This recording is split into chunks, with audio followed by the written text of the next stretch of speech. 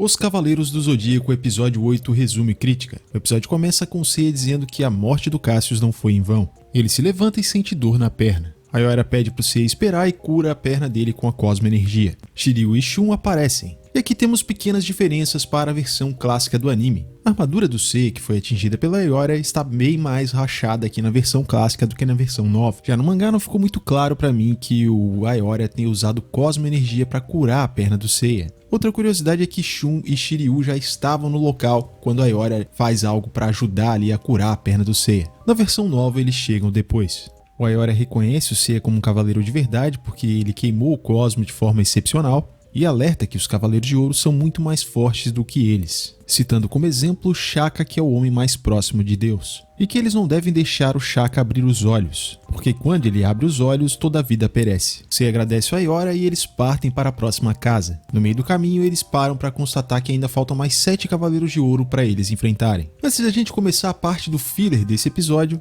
o diálogo do Ayora com o Seiya e os demais, tanto no clássico como no mangá, é um pouco mais extenso. O Ayora pergunta se o Mu falou para ele sobre a essência do sétimo sentido e reconhece que o Seiya chegou no nível de um cavaleiro de ouro, e por isso Ayora considera o Seiya um cavaleiro de verdade. E dá o mesmo conselho sobre o Shaka. São pequenos detalhes na versão nova que ficaram de fora, mas a versão clássica e o mangá tem esses detalhes que enriquecem mais o diálogo do Ayora, principalmente porque enaltece ainda mais o feito do Seiya. Vamos a todo o filler desse episódio. O Ayora percebe que o Miro está atrás de uma pilastra, e o Cavaleiro de Escorpião está ali para acabar com Ayora. E o Miro o chama de traidor. O Ayora tenta argumentar com o Miro dizendo que o Mestre do Santuário usou até o Satã Imperial. Questiona porque o Miro ainda obedece o Mestre do Santuário. E o Miro diz que é por isso mesmo que ele é leal ao Mestre. E justifica que o Mestre do Santuário usou o Satã Imperial porque queria que o Ayora estivesse do lado deles. E o Mestre do Santuário chegou a chorar porque essa foi uma decisão muito difícil para ele. O Mestre do Santuário só pensa em guiar eles pelo caminho certo. E por isso o Miro não perdoará a traição de Ayora.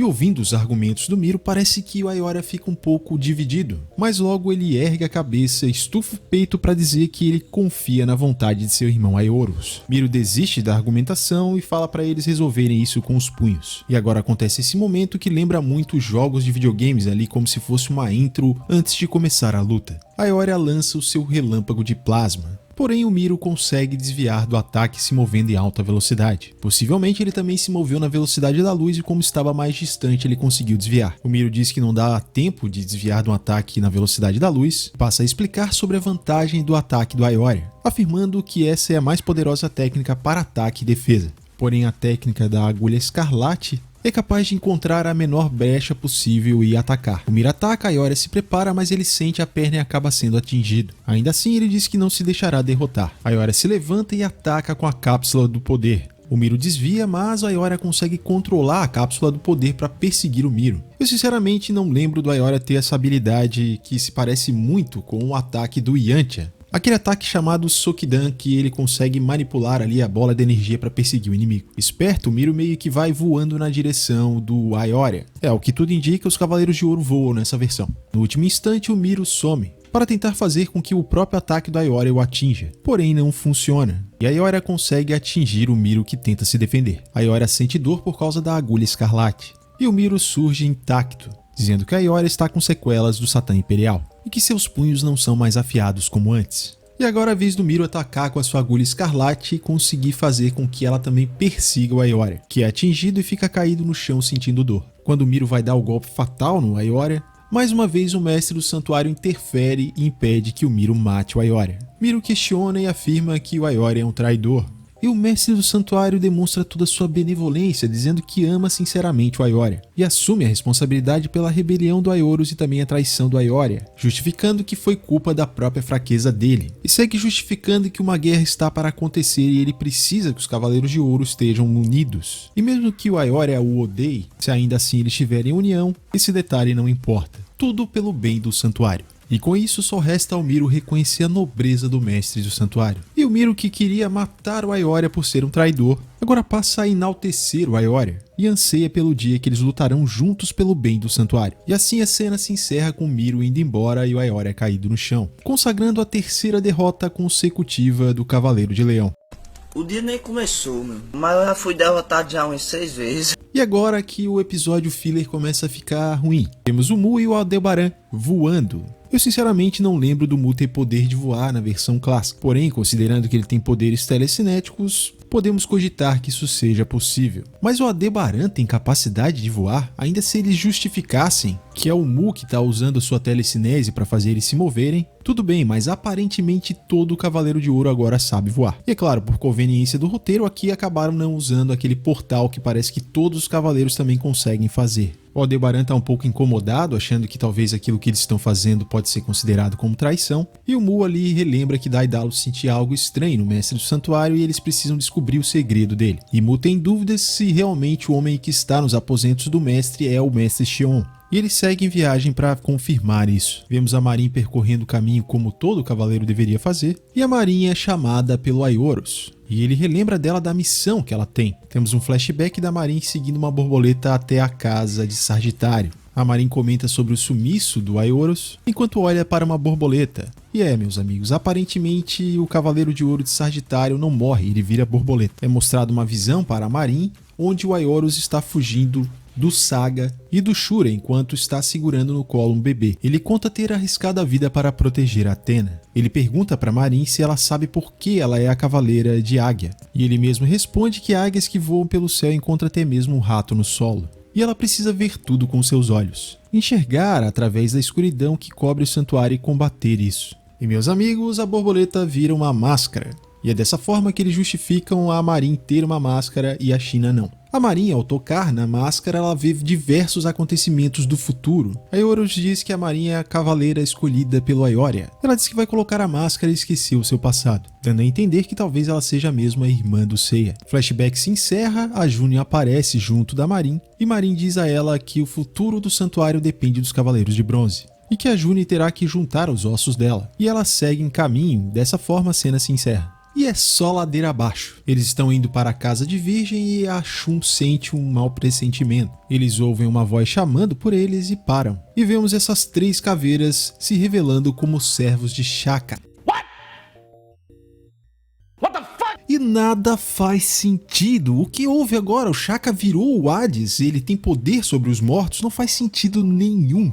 As caveiras fazem bullying com os 3 cavaleiros de bronze e as caveiras querem testar para ver se eles são dignos de ir até o Shaka. E se eles falharem, vão morrer. Então brota do chão vários esqueletos com armaduras. Começa uma batalha contra os esqueletos. Seiya usa o meteoro de Pegasus, que acaba desmontando os esqueletos. Shiryu faz a mesma coisa com seu ataque, mas de nada adianta porque os esqueletos voltam a se montar novamente. Dessa vez a Shun é que ataca. Ela consegue desmontar os esqueletos com a corrente de Andrômeda, e não adianta nada porque os esqueletos se montam outra vez. A Shun chega à conclusão de que os esqueletos são imortais, e nada funciona. O Seiya, demonstrando pouca inteligência, resolve usar novamente o meteoro de Pegasus. E na parte dos esqueletos recebendo o meteoro de Pegasus, a cena é praticamente igual à mesma cena que a gente teve anteriormente. A Toei tá economizando até na animação 3D. Claro que a ideia do Seiya não funciona. Seiya abandona totalmente o último resquício de seu QI. Nenhum ataque especial funciona e ele resolve na mão contra os esqueletos. E o pior, a burrice é contagiosa, porque o Shiryu também vai fazer a mesma coisa. Repete a cena da Shun usando a corrente, e aparentemente ela é mais inteligente do que o Shiryu e o Seiya, afinal ela só se desvia dos ataques e depois ela recua porque sabe que não tem como destruir os esqueletos.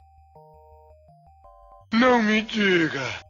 Eles começam a recuar e só a Shun percebe que se eles recuarem mais, eles vão acabar caindo. O QI do Seiya resolve voltar. Ele avista uma rocha atrás dos esqueletos que eles podem pular. Eles saltam por cima dos esqueletos antes que os esqueletos batam neles. E agora eles ficam no high ground. O Seiya pergunta o que eles devem fazer, e a resposta seria simples, né, Seiya? Basta pular por cima dos esqueletos e sair correndo feito maluco que eles não vão alcançar vocês. O chamado disengage. Mas a Shun diz pra deixar com ela. E a Shun tem uma boa ideia, ela usa a corrente de Andrômeda pra prender os esqueletos. E como de praxe nos cavaleiros, ela resolve ficar e manda os outros irem enquanto ela detém os esqueletos. Aí do nada, um dos cavaleiros esqueletos resolve manifestar uma espécie de cosmo-energia e se livrar das correntes. Para demonstrar todo o afeto que eles têm pela Shun, eles fazem um montinho em cima dela, com direito à risadinha maléfica de um dos esqueletos. Seiya e o Shiryu seguem em frente e acabam se deparando com outro esqueleto. Parte para cima do esqueleto para dar um soco nele, mas ele acaba parando no meio do caminho junto com o Shiryu, Depois o esqueleto fica em chamas, e ao maior estilo Exterminador do Futuro, o esqueleto vai caminhando ali cheio de chamas em volta dele. Shiryu fica pensando sobre o que a caveira falou, deles terem que seguir em frente, sobre a determinação deles. O Seiya não aguenta o calor do esqueleto em chamas chegando perto deles e recua. Bruto, Shiryu resolve ficar e é envolvido pelas chamas. Sem explicação nenhuma, talvez só porque o Shiryu é o dragão, ele consegue ficar no meio das chamas sem acontecer nada com ele. Shiryu ataca com o dragão voador. O dragão consegue fazer as chamas sumirem e o Shiryu chega perto do esqueleto. Shiryu fica detendo o esqueleto e manda o Seiya seguir em frente. Seiya faz aquele doce